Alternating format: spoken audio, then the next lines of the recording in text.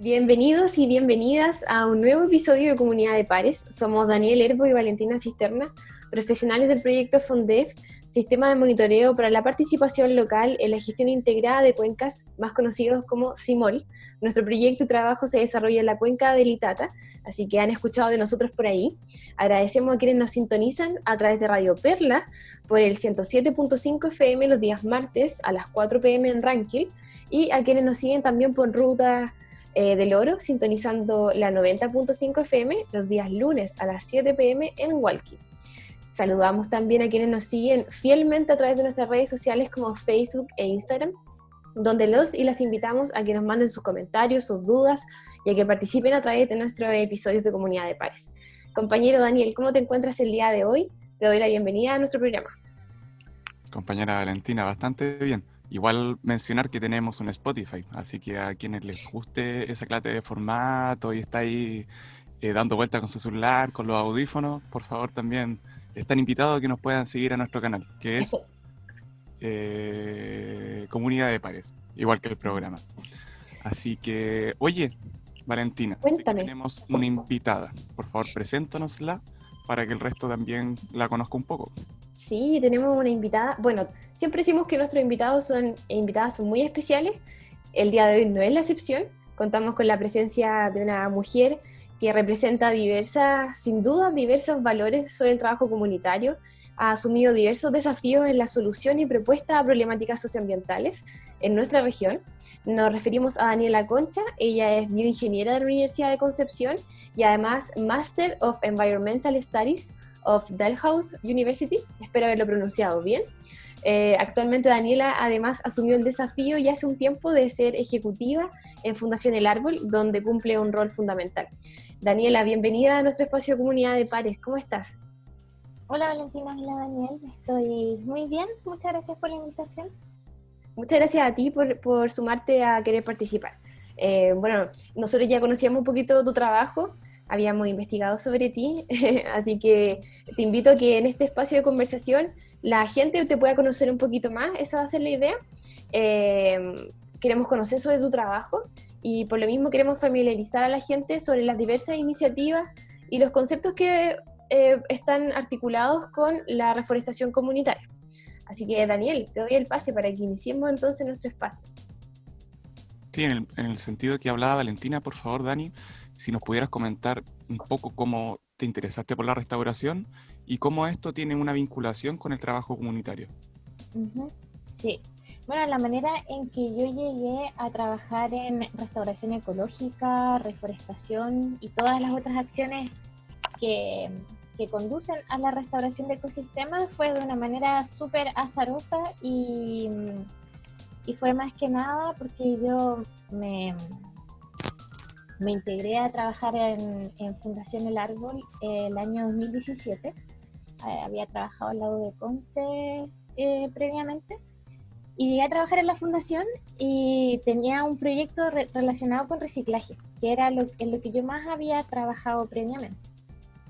Y el proyecto se cayó y nos quedamos sin financiamiento. Yo llevaba un mes trabajando en la fundación y probablemente me tenía que ir de la fundación. Así que justo en ese periodo el Ministerio de la Seremía de Medio Ambiente del Biobío licitó el programa de restauración ecológica comunitaria, que formaba parte de todas las actividades que ellos realizaban en el FNDR de restauración ecológica del Cerro Cayumanqui, que se había quemado gran parte de su superficie en el año 2012. Entonces esa fue una oportunidad que tuvimos de postular. La postulamos con un equipo multidisciplinario, con una compañera socióloga, otra compañera biotecnóloga vegetal, que era la que tenía todos los conocimientos sobre restauración, y nos adjudicamos el proyecto. Y de ahí yo empecé a trabajar en este tema y me encantó.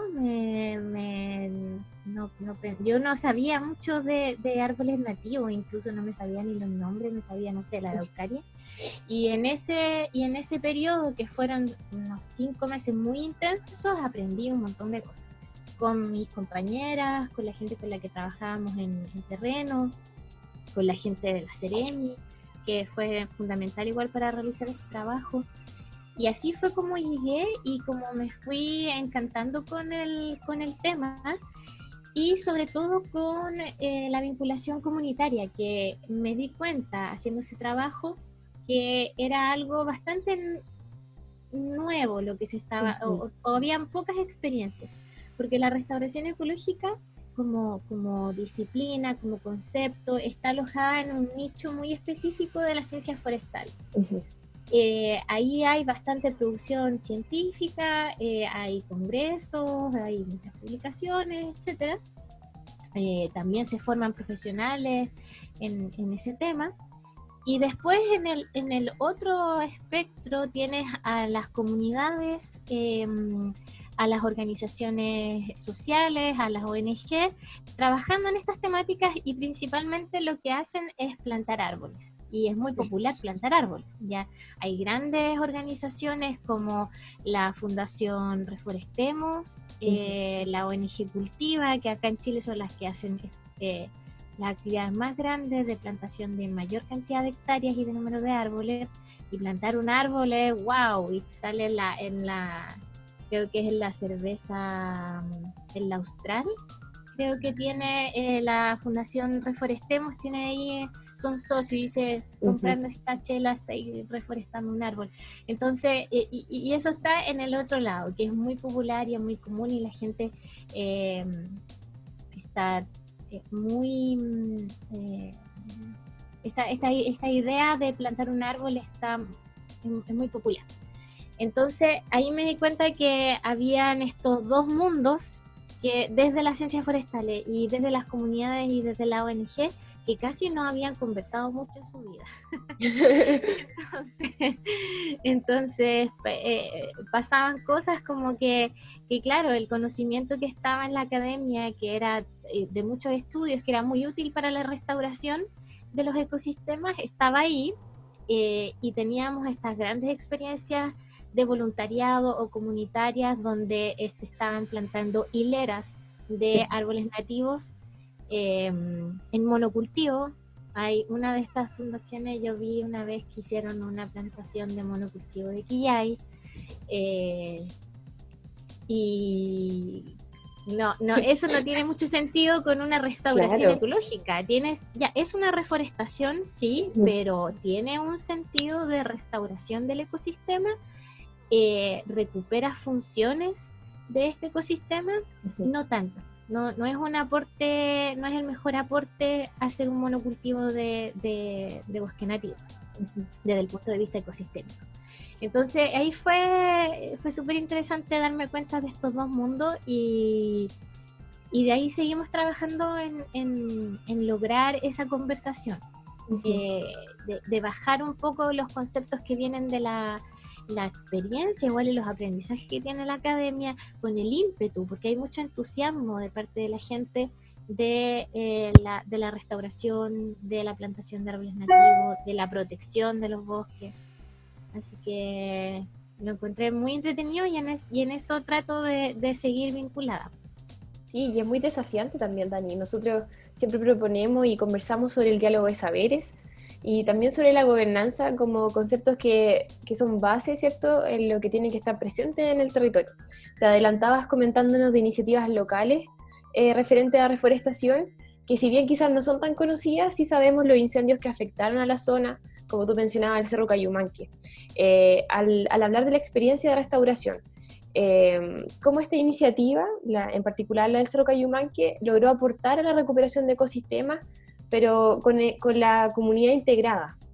¿Cómo se dio este proceso, donde también fue un proceso participativo, comunitario, local? Sí.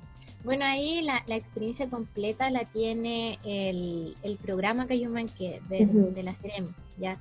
Ellos trabajaron, si mal no recuerdo, 7 años en el programa. Nosotras estuvimos 3 años, con solo una parte, pero el programa Cayumanque en sí, que fue el que dirigió la CEREM, tuvo varios componentes y se vincularon con la comunidad en distintas instancias.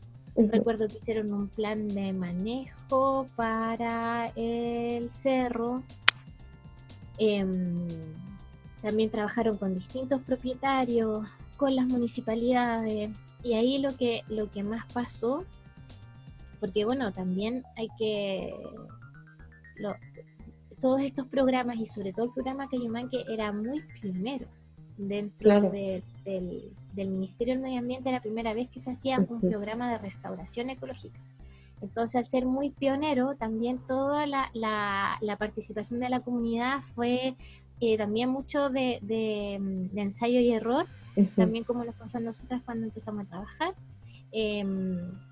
Pero lo que yo alcancé a ver, porque esto te lo puede decir mejor las personas que trabajaron en el programa. Pablo Azúa fue el coordinador de ese programa y que puede responderte esta pregunta así, pero completita.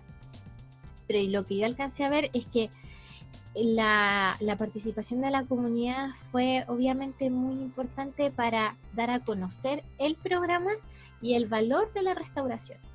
Como duró tantos años, o sea, varios años, y la palabra o el nombre del proyecto se fue divulgando, ya, la restauración ecológica, el Cerro Cayumanque, la protección de cerros. Entonces yo creo que fue súper bueno la difusión, divulgación de esta idea de restauración y de conservación. Y cada vez más, o al menos nosotras vimos que partimos, la primera restauración la hicimos el 2017, después el 2018 y el 2019 hicimos otros proyectos más pequeños, pero ya había más gente que conocía el concepto y había más gente que estaba interesada en poder restaurar también o conservar sus predios, ¿ya? Claro. Bueno, ahí siempre hay una dualidad entre la conservación y la producción agrícola principalmente, o la producción forestal también en los distintos predios, y eso varía del tipo de propietario que es, si es que es una persona que llegó de la ciudad a vivir, o si es una persona de tradición campesina.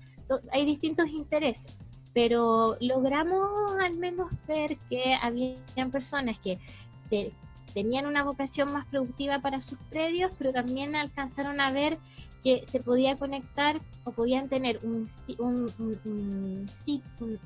parte de su predio con bosque nativo, y que se vinculaba con otras unidades de su predio para hacer ya más un diseño predial y un sistema más equilibrado ecológicamente, que no estuviera solamente dedicado a la producción agrícola, sino que fuera más diverso, ya promover la biodiversidad igual dentro de los predios. Eso al menos yo fue lo que vi, que se fueran enterando de este concepto y interesándose, y algunos lo fueron incorporando aún más. Pero yo siento que todavía falta mucho por articular a estas comunidades para que sigan trabajando con estos conceptos.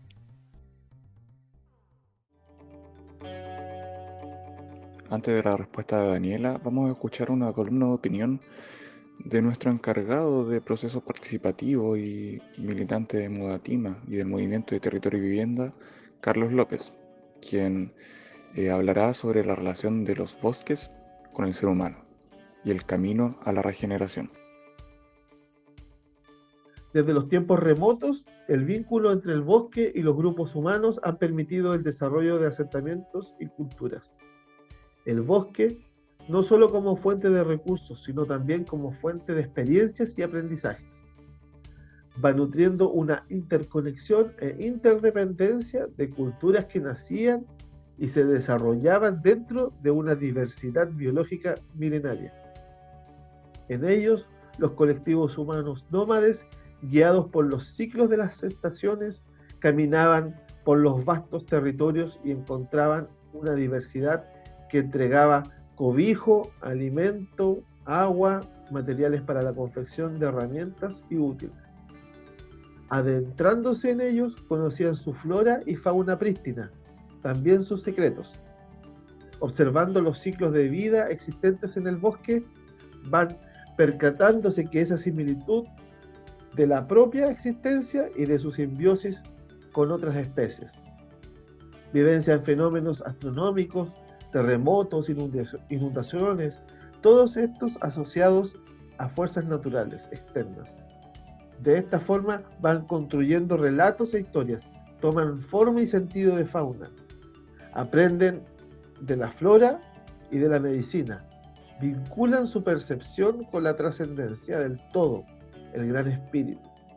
Se sumergen en él para buscar sabiduría que oriente su desarrollo individual y colectivo, ya no solo como grupos, sino como pueblos.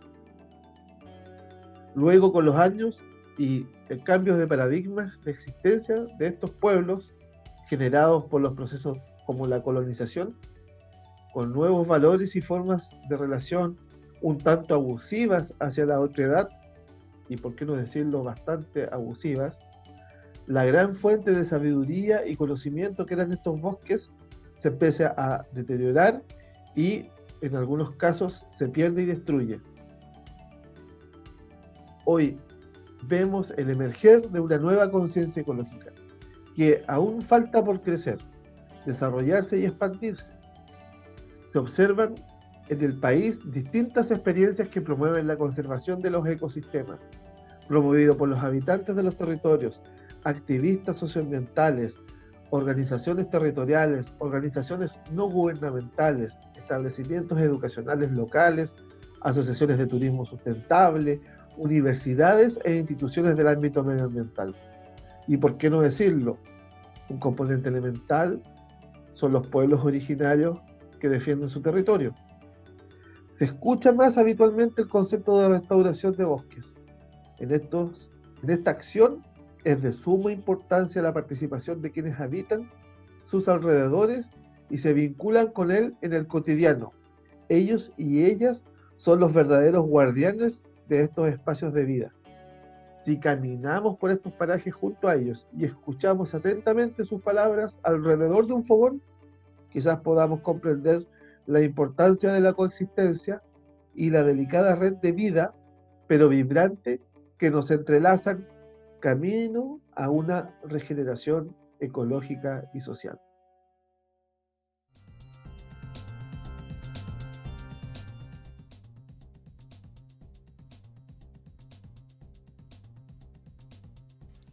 Realmente se hace complejo esto de la articulación entre el sector privado particularmente y las personas que tienen predios con sectores productivos.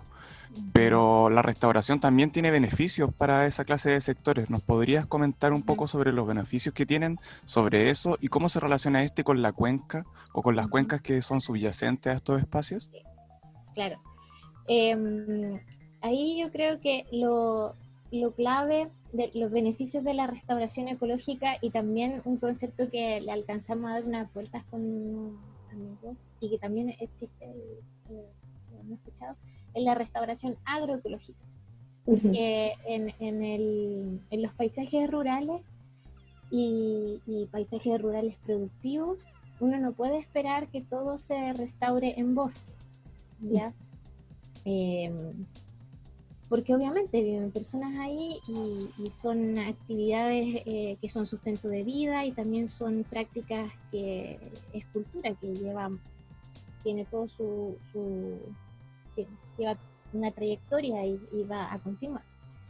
Entonces, en esos casos, en ese tipo de paisajes, hay un concepto que es el de la restauración agroecológica, donde los predios se miran, se piensan, se diseñan de una manera de que haya agrobiodiversidad y o también una como biodiversidad agrícola y diversidad forestal, ¿ya? Y en general diversidad de distintos tipos de ecosistemas. Si por ejemplo es un lugar en donde haya un pedacito de humedal, donde haya un área de bosque, una quebrada con un remanente de bosque, más extensiones para cultivos, para hacer rotaciones de cultivos, por ejemplo. La idea es que todo eso se integre, porque cada uno de esos sitios tiene una función tanto para el ecosistema, considerando a las personas y el resto de los seres vivos que hay ahí, ¿ya? O sea, seres humanos y no humanos.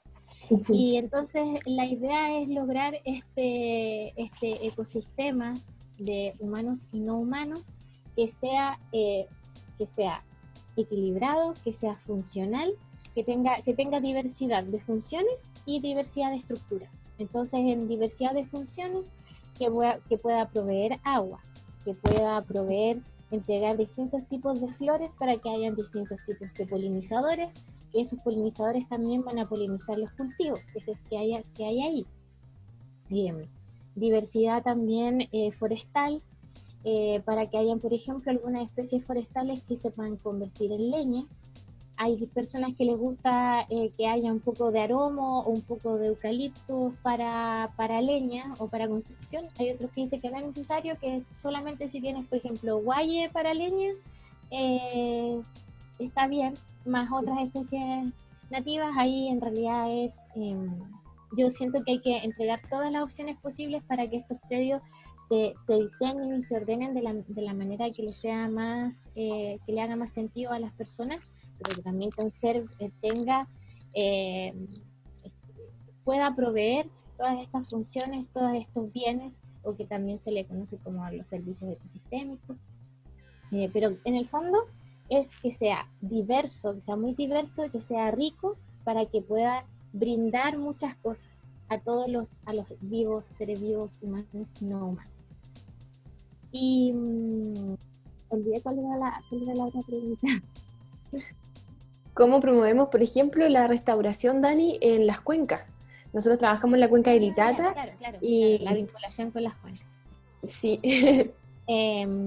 Bueno, o sea, ahí yo creo que ese nexo siento que el gancho es más fácil quizás, porque tiene directa relación con el aprovisionamiento de agua.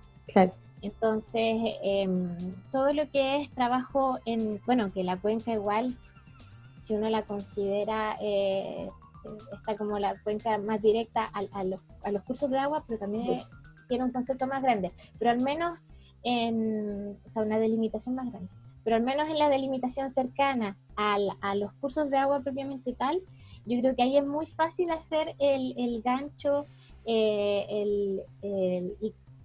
y explicarle y tratar de convencer a las personas que habitan ahí para que se haga una restauración, porque los ecosistemas de bosque, cuando hay vegetación de bosque, mientras más complejo sea ese pedacito de árboles en diversidad de especies, tienen distintos tipos de raíces hacia abajo y se va formando este efecto como esponja, donde se va acumulando agua.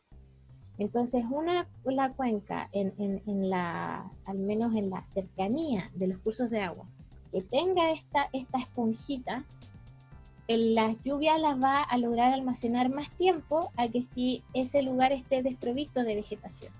Claro. Y por lo tanto se protege el flujo de estos cuerpos de agua y también de las napas. Entonces siento que ahí es fácil poder convencer quizás, y obviamente también es importante. Ahora, para mí la restauración ecológica o agroecológica es importante en todas las partes del territorio, y en todas las partes de la cuenca en su extensión más grande. Claro.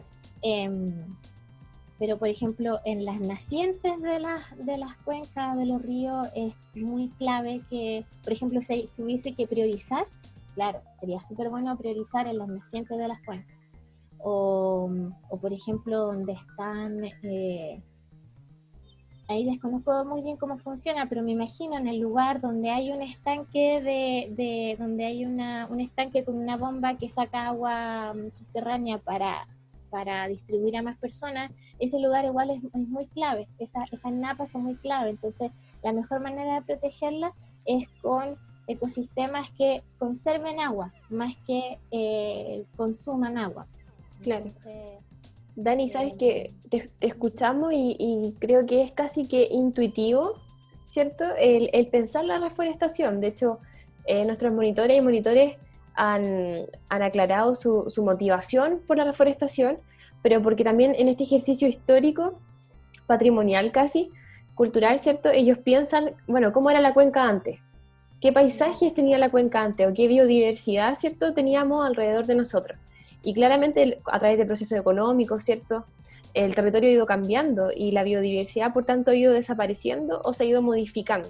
Entonces, esto es casi que intuitivo. Ellos, este proceso que lo vuelve comunitario, ¿cierto?, parte desde ahí también ese ejercicio de decir qué había antes que usted echa de menos, por ejemplo, qué especie usted reconoce que son de este territorio.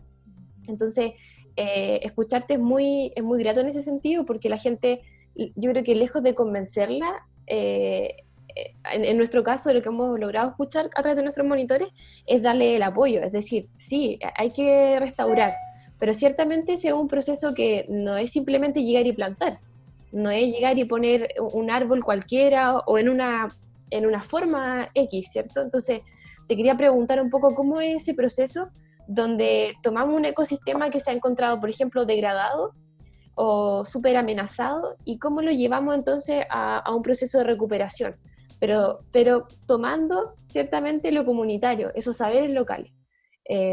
Si nos pudieses contar un poquito cómo es ese tránsito. Sí, bueno, ese tránsito yo en la trayectoria que llevo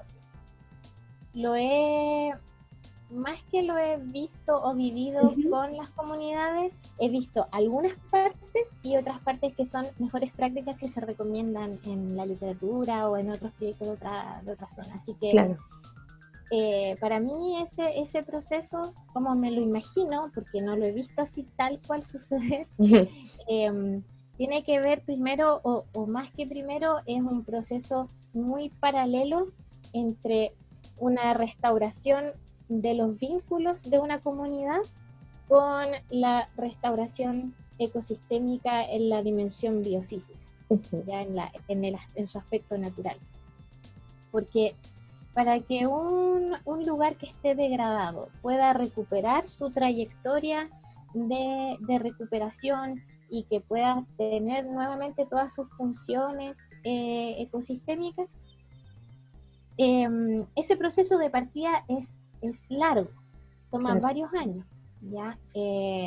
Su extensión también no puede ser tan pequeña como de media hectárea, por ejemplo. O sea, lo ideal es que esto sea un poco más grande y que después se vaya conectando con otros ciclos.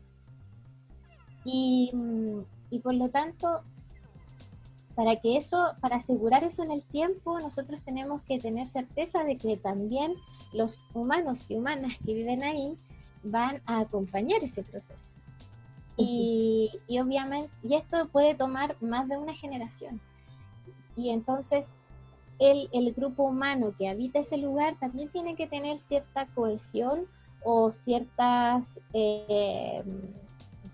vínculos para apoyar ese proceso natural o más de la dimensión biofísica.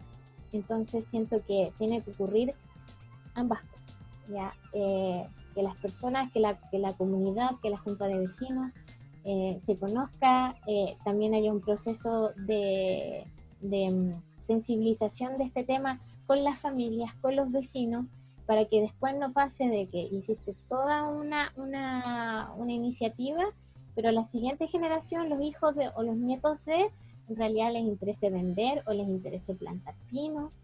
Claro. Entonces, todo esa parte es muy fundamental.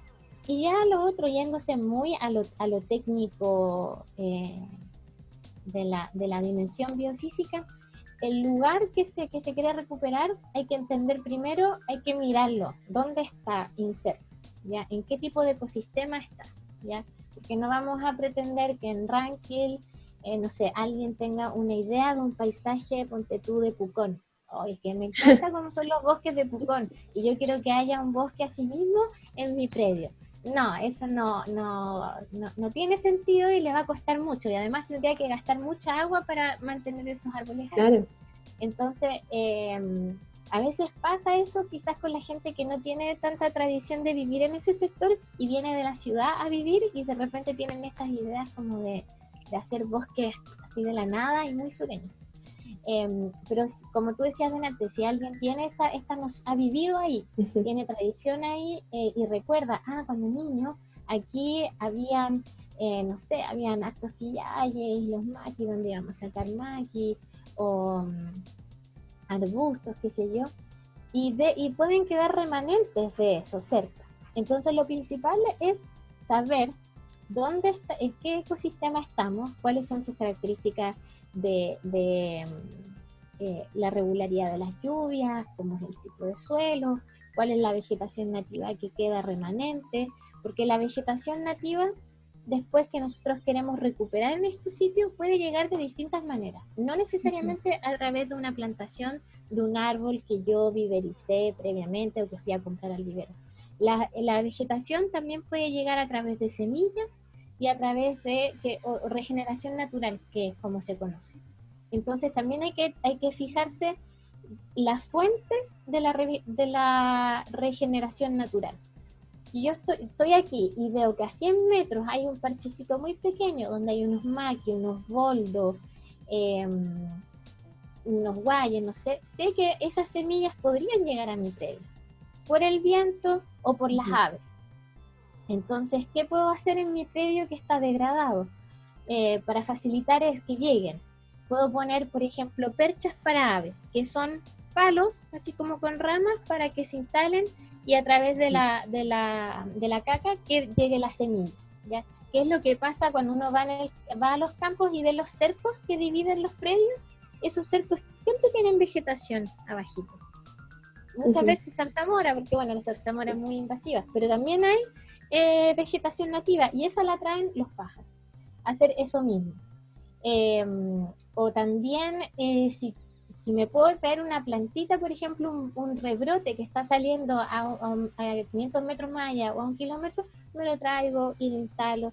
Y si ya no hay ninguna opción de ese estilo, voy a tratar de conseguirme árboles, pero también el lugar en el que yo quiero plantar esos árboles tiene que tener condiciones para que los árboles sobrevivan.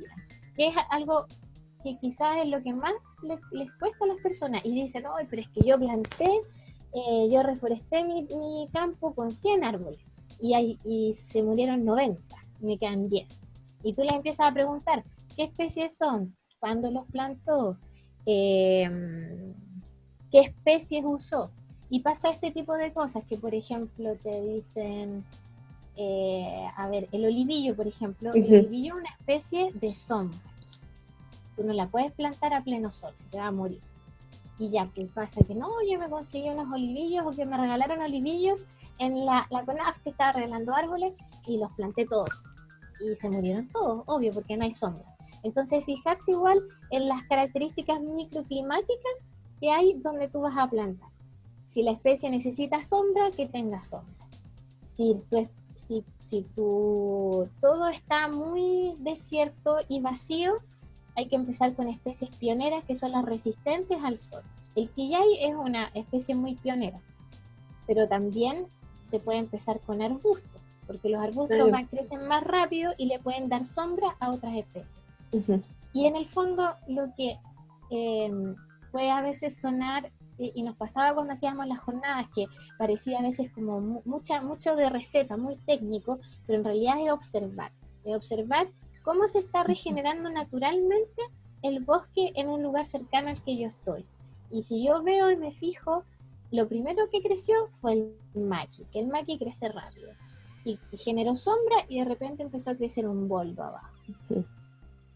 Y esto empezó a crecer para los lados como un núcleo. Perfecto. Voy a tratar de hacer eso mismo. Y yo diría que ver el ejercicio de la restauración ecológica como un ejercicio de observar y copiar. Así. Después, obviamente, la gente cuando se va entusiasmando y se va poniendo más fanática y más ñoña, va preguntando, oye, mira, tengo tal especie que me conseguí, no sé, ¿qué necesita para crecer? Y se va como complejizando un poco. Pero en esencia, para hacer esa restauración es así, para hacerlo de manera muy, para no complicarse la existencia con eso y asegurarse de que no se te mueran 90 árboles, es copiar lo que pasa en la naturaleza. Así. Bueno, Dani, nos hiciste un curso express de cómo hacer reforestación pasiva, activa, corredores biológicos, un montón de cosas que en años de experiencia recién se pueden aprender, pero con esta entrevista yo sé que nuestros monitores, monitoras y todos los auditores también se van a entusiasmar a plantar, a observar y a trabajar junto con la naturaleza para su recuperación. Exactamente. Te quería preguntar... Espérate, antes que se me olvide, que otra cosa igual que la gente piensa que no es una acción de restauración porque no estás plantando, pero es el control de las especies invasoras. Es clave. Y incluso hay momentos en que la invasora sirve. Por ejemplo, la retamilla, que estamos plagados de retamilla. Pero la retamilla, igual hay que pensar que todo el sistema de raíces que tienen las plantas van preparando el suelo hacia abajo, ¿ya? Lo van como arando, por decirlo de una manera, también acumulan, absorben agua, nutrientes. Entonces, por ejemplo, si tienes en un lugar la retamilla de hasta 1 metro, y de repente ves que empiezan a salir algunos rebrotes de alguna planta nativa, déjalo un poquito y al otro año va a ir cortando la retamilla, mientras la planta va tomando fuerza. Pero si alguien corta toda la retamilla de una y deja todo pelado y le llega todo el sol, las plantitas que se están regenerando, las condiciones microclimáticas no van a ser tan desfavorables. Entonces también todo lo que es el control de las especies invasoras es súper clave, porque sirven y hay que mantenerlas a raya. Entonces también eso es mucho de observación. Es como cuando uno tiene una huerta y va a ir cachando cómo van creciendo las plantas. Con los árboles y con los arbustos es lo mismo, pero un poco más lento. Continuando un poco con el hilo de la especie exógena, pero esta vez animales. ¿Qué importancia tiene trabajar junto a los ganaderos, a las personas que crían animales, en cuanto al cuidado de estos nuevos bosques y espacios de restauración? Bueno, ahí hay toda una disciplina desarrollada y hay varias buenas prácticas. Acá en Biobío yo lo he visto poco porque en general no es una zona que sea muy ganadera. Bien. Y la gente que tiene animales no tiene tanto. Las lecherías casi no hay. Pero la relación en los sistemas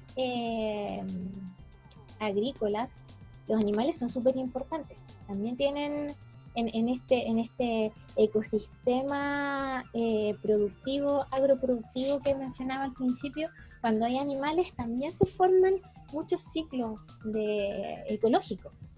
Tanto obviamente porque proveen alimentos, leche, o también se puede hacer guano, pero claro, al mismo tiempo hay que mantenerlos a raya, como la especie exótica, para que no degraden más de lo que ya está degradado algún predio, o si hay alguna iniciativa de regeneración natural, mantener, por ejemplo, un cerco que pueda mantener a los animales alejados. También hay, ¿cómo es que se llama? Yo no me manejo mucho en el tema de animales, pero hay una disciplina que es olvidé el nombre, mejor no me carrillo. pero donde este mismo diseño de los predios incluye que también haya movimiento de los animales, que en una temporada estén pastando en un lugar, después se van a otro, y bueno, si es un lugar, por ejemplo, si tienes un remanente de bosque nativo en una quebradita donde hay regeneración natural, ese lugar mejor mantenerlo cercado para que no lleguen ahí porque lo que hacen mucho las vacas, sobre todo, van como comiéndose las hojitas nuevas que van saliendo. Entonces, claro, mejor mantenerlas alejadas de la regeneración.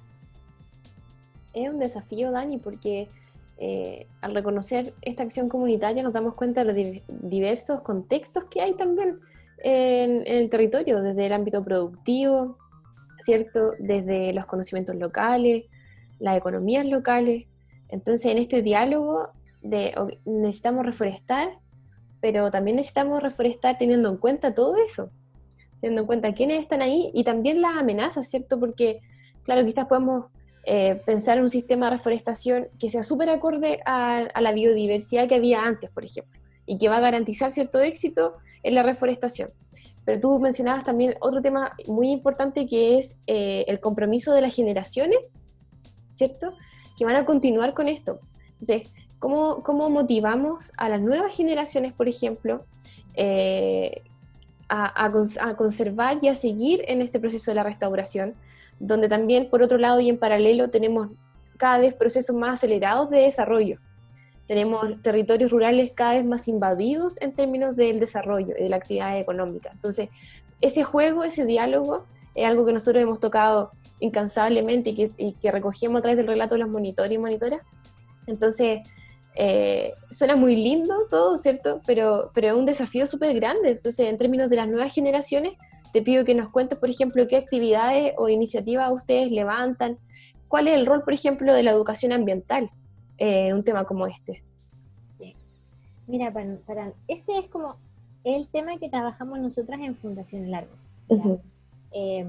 porque nosotros el objetivo principal, nuestro propósito principal es poder hacer que las personas tomen conciencia de su habitar, de su modo de habitar y de todas las acciones que pueden realizar. Y en añadidura están las acciones de restauración o de reforestación o de reciclaje o de todo lo que hacemos. Pero lo principal, para nosotros lo principal es poder trabajar a nivel individual, ya con cada una de las personas con las que nos relacionamos y trabajamos con ellos. Y para nosotras es clave, y nosotras creemos que es clave en estos procesos, vivir experiencias. Porque, claro, la educación ambiental es formal y no formal. La formal es dentro de las salas de clase. Y ya sí, es súper importante porque, no sé, te enseñan conceptos, también igual la educación ambiental formal también tiene mucho de informal o tiene mucho de dinámicas, de juego y de otras formas de aprendizaje que la hacen súper útil. Pero nosotras creemos que eso, ya muy importante, pero nosotras apostamos a las experiencias, a las experiencias de educación que no son formales, que no son en la sala de clase, que son, o pueden ser en el horario escolar, pero es cuando sacas a los niños al bosque, o cuando en una comunidad trabajas con los niños o con los jóvenes haciendo caminatas de reconocimiento de la flora y fauna. Trabajas en una huerta o trabajas viverizando especies nativas, y hacer que los niños, niñas, jóvenes, también personas adultas lo vayan pasando bien principalmente y le vayan encontrando se vayan encariñando con este entorno, porque de esa manera lo van a querer proteger también en el futuro. Sí, de hecho, perdón Dani, nosotros contamos dentro de nuestro programa de formación con la presencia de jóvenes que pertenecen al Liceo Virginio Arias en Rankin. Ellos tienen un grupo de ciencia súper motivado, están relacionados con el profesor Pedro Navarrete, sí. Llevan ya una experiencia de años asociada a temas de ciencia medioambiental y con un enfoque socioambiental también, súper importante. Entonces, claro, el vivir experiencias a las nuevas generaciones les asegura tener esta identidad con el territorio. Porque como si uno hace esta comparación, en lo que la gente más adulta podría haber dicho, no, la biodiversidad era así, o en el reconocimiento del patrimonio natural, esa gente tiene un recuerdo sobre su entorno distinto a las generaciones actuales, donde quizás crecieron, por ejemplo, con la llegada de la planta de la celulosa, crecieron con contaminación en las aguas, crecieron con pinos y eucaliptos. Entonces, la importancia de la educación ambiental también tiene que ver con eso, con lo que tú mencionabas, cómo cohabitamos y hacemos acciones que nos identifican con nuestro territorio. Y estos chicos, por ejemplo, ya llevan un proceso súper largo con respecto a eso, enmarcado también hoy en una crisis climática, es cierto, en una crisis hídrica también. O sea, ellos viven en un territorio que provee tantos desafíos como oportunidades. Entonces, súper relevante la presencia de las nuevas generaciones que puedan asumir, por ejemplo, estos temas, ¿cierto?, de la reforestación, temas del agua. Incluso organizacionalmente nuestras monitoras y monitores señalan la importancia de la incorporación de las nuevas generaciones a temas de liderazgos territoriales. Y tener este conocimiento mucho más amplio del entorno propicia abiertamente eso. Oye, entrando en este juego educativo también, ¿cierto? Donde la institucionalidad o las escuelas juegan un rol fundamental, hay ciertas aperturas dentro del currículum escolar, particularmente este año, este año en realidad que se está yendo y que está entrando el 2021. En cuanto a las instituciones, y esto ya como pregunta final, ¿qué herramientas y qué baches podemos encontrar institucionalmente para la educación ambiental y también para la restauración ecológica? ¿Qué herramientas podemos encontrar desde la institucionalidad? Sí. A ver, déjame pensar como si fuera comunidad.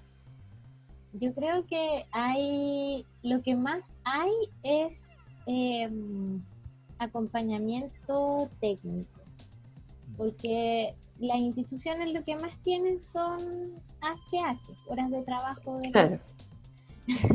no es que tengan tantos recursos monetarios para apoyar procesos, inversiones o lo que sea, pero yo siento que lo que más hay son personas, y yo siento que lo que he visto en distintas instituciones, que a veces no es la institución la que tiene las mejores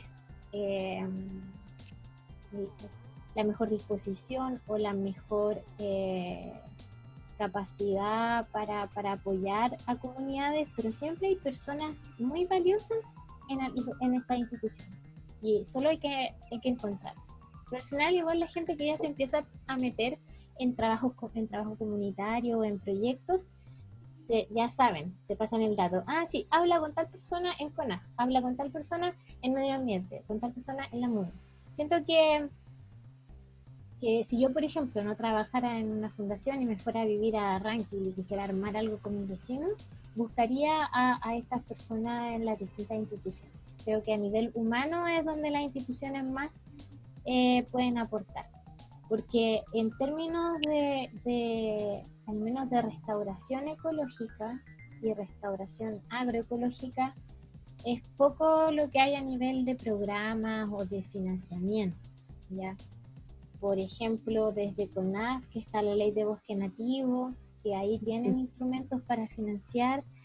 Yo lo que he escuchado es que es difícil, o sea, no sale tan a cuenta, la gente no se motiva a ocupar esa herramienta. Desde el Ministerio de Agricultura, INDAP y los programas Prodesal, algunos, por ejemplo, ya se han puesto la camiseta con la agroecología, pero en otros todavía siguen siendo prácticas agrícolas muy convencionales y dependientes de muchos insumos. Entonces, y bueno, también desde el punto de vista de la educación, por ejemplo, también siento que están estos personajes claves, pues, como el profe Pedro Navarrete, que va a estar ahí siempre dispuesto a ir con los estudiantes o a hacer algo. Entonces, eso se me ocurre principalmente, que a nivel humano es donde hay más oportunidades para apoyar estos procesos. Nos detendremos nuevamente para escuchar una nueva columna de opinión. Esta es de Enrique Fernández, de Cosecha de Agua Lluvia. quien nos hablará sobre las ecotecnologías ante la megasequía. La megasequía habla de la disminución de las precipitaciones durante la última década en Chile, algo que es notorio y hay evidencia. Sin embargo, este no es realmente el problema, y varios estudios lo señalan. El 44% de los problemas en las cuencas está dado por problemas de gestión y gobernanza. El 90% de la población cree que la falta de agua es causada por la desigualdad social, y se paga 400 veces más caro el litro de agua en las fuentes de abastecimiento informal. El relato de la megasequía esconde un grave problema social de desigualdad, de cosmovisión y de colonialismo, que encubre y niega lo que vivimos diariamente. Sabemos lo que pasa con la industria forestal, minera, pesquera, extractiva, y el modelo que prefiere a las empresas por sobre las personas y sus derechos, por sobre las tierras y sus ciclos naturales. Evidenciamos el deterioro del medio ambiente, la sobreexplotación, la contaminación y el robo, con la privatización del agua, el lucro de los camiones aljibe y las empresas sanitarias. El relato oficial se contrapone a las comunidades. Más que megasequía, vivimos el megasaqueo.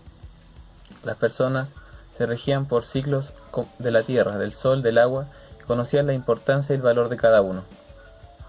Y se nos despojó junto a muchas otras cosas, se nos arrebató la conexión con el agua, pasando de estar en ríos y vertientes a estar en las llaves, en botellas, camiones e incluso en carreteras. Ahí radica el valor de lo que nos enseñan nuestras culturas originarias. Por ejemplo, las culturas ancestrales del norte andino desarrollaron tecnologías ecológicas hídricas, como la siembra y cosecha de agua a través de las amunas, canalizaciones de agua en las laderas para infiltrarlas al subsuelo y así, de forma natural, recargar los acuíferos que filtran y suministran durante todo el año a las comunidades. Esta práctica es fundamental y se organizaba en el trabajo comunitario que involucraba rituales muy importantes. Este mismo concepto es usado en todo el mundo por distintas culturas y hoy es posible aprender y aplicarlo en nuestras formas de vida, especialmente ecotecnologías como la cosecha de agua, una práctica sustentable que entrega muchos beneficios, ya que aumenta la disponibilidad hídrica y se puede usar de forma complementaria, reducir el consumo y gastos y tener una reserva de emergencia. Frente a otras fuentes de abastecimiento alternativas, destaca por ser agua gratuita y de calidad, por su estructura descentralizada, que permite colectivizar la gestión del agua con autonomía, sin intermediarios, incluso en zonas aisladas o elevadas, pues no requiere energía para transportarla, ya que funciona con la gravedad. Es una solución aplicable a corto plazo, económica y sustentable.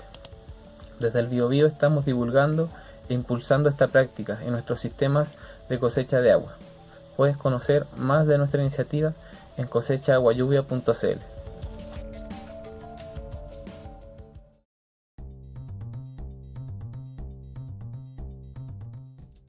Bueno, se vuelve quizá un poquito más difícil luchar a veces contra la institucionalidad, pero ciertamente el ímpetu y la convicción de levantar esta iniciativa y lograr generar articulación con otras, ¿cierto? Logra levantar esos proyectos que son súper comunitarios, que nacen desde las necesidades locales y desde la observación, como tú mencionabas anteriormente.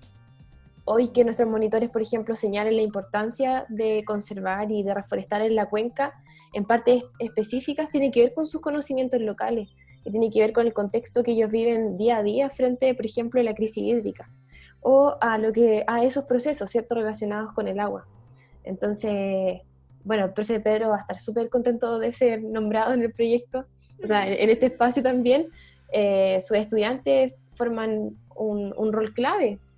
Entonces, articulando, por ejemplo, los chicos del liceo, los monitores de agua, las instituciones, las fundaciones que siempre están rotando con diferentes iniciativas, podemos ver otro ejemplo más de lo que nosotros mencionamos incansablemente, como la gobernanza ambiental, ¿cierto? La gobernanza que está presente en los territorios. Entonces hay diferentes fórmulas en el fondo que nos permiten generar este diálogo y tomar acciones más concretas. Sí, y igual estaba pensando que esta gobernanza, como conversación y flujos entre distintas personas, yo siento que lo ideal es que vaya aumentando, se vaya intensificando y que este trabajo territorial sea cada vez más un trabajo de apropiación del territorio, de empoderamiento y en el fondo de que sea que sea una recuperación de los territorios, porque la presión por estos territorios, por los suelos, por las aguas, desde distintas presiones, o sea, hay distintas presiones encima, entonces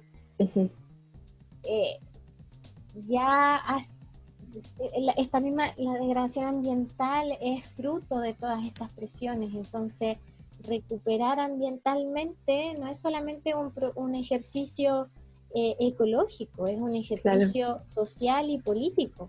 Entonces, tiene que ocurrir de manera paralela, porque si no, no va a ocurrir. O sea, si nos ponemos todos a reforestar, pero siguen, no hay un proceso social y político al mismo tiempo, no sé, esos árboles igual van a desaparecer en algún minuto. Exacto. Sí. ¿Para qué van a estar ahí? ¿Para ser explotados después? O sea, Claro. El rol de la pertinencia tiene que estar ese diálogo que tú mencionabas entre, por ejemplo, la ciencia y la comunidad. Incansablemente también lo hemos mencionado. Claro, son distintas herramientas que la gente tiene que empezar a tomar para poder tener más presencia y poder en su territorio. Yo siento, para mí, yo que vivo en la ciudad y que vi todo el proceso desde el 18 de octubre y ver ahora que viene el plebiscito y ver que las calles hablan y las calles están ejerciendo esta presión. Para mí, ver la ruralidad y esos territorios, yo igual siento que tienen que empezar a hablar en algún minuto.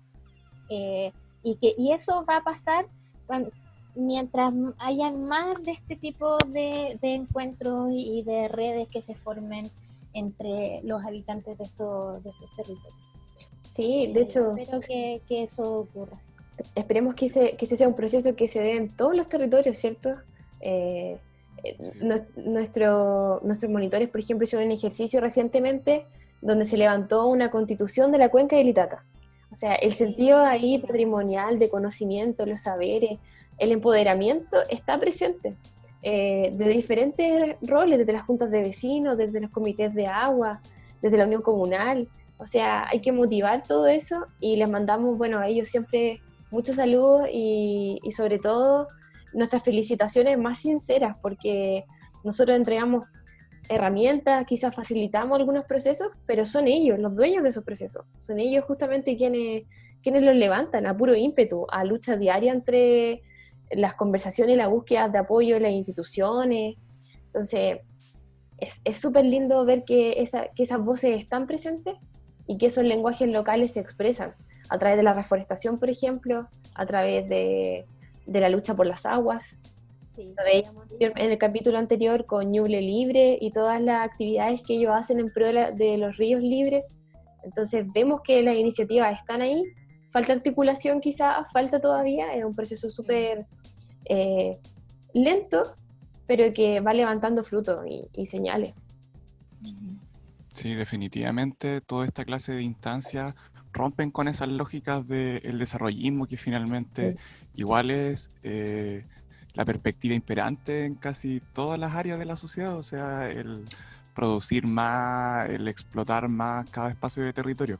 En cambio, vemos propuestas que nos impulsan a romper con esas lógicas e incluso romper también con la parcelación del conocimiento. O sea, aquí vemos un área que es pertinente a las ciencias biológicas con las ciencias sociales y que se retribuyen entre ellas y que finalmente logran comprender la realidad de mejor manera. Con esto quiero dar cierre a nuestro programa. Por tiempo siempre nos juega un poco en mal, porque necesitamos también tener un control de esa dimensión. Así que agradecer la participación de Daniela Concha, el tuyo también, compañera. Y nos estaremos viendo en un próximo episodio de Comunidad de Pares. Chao, Valentina. Chaito, Daniela. Chao, Daniela, muchas gracias. Vale, chao, Daniel, gracias. Que estén bien.